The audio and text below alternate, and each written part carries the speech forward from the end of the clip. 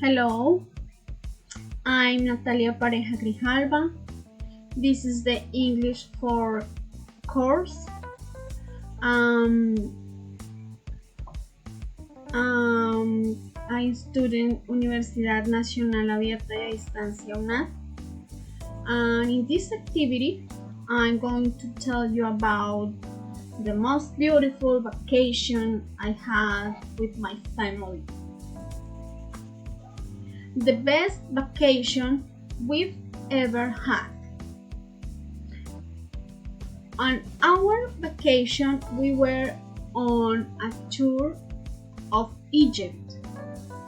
We were in the three pyramids and the Sphinx. It was a spectacular 15-day vacation. This is the map of the Egypt. This is the pyramids. Oh,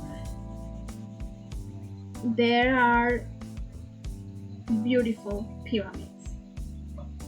We visited beautiful places that were very important in the time of the Egyptians, such as Istanbul, Cairo, Luxor, and we got on a beautiful ocean liner.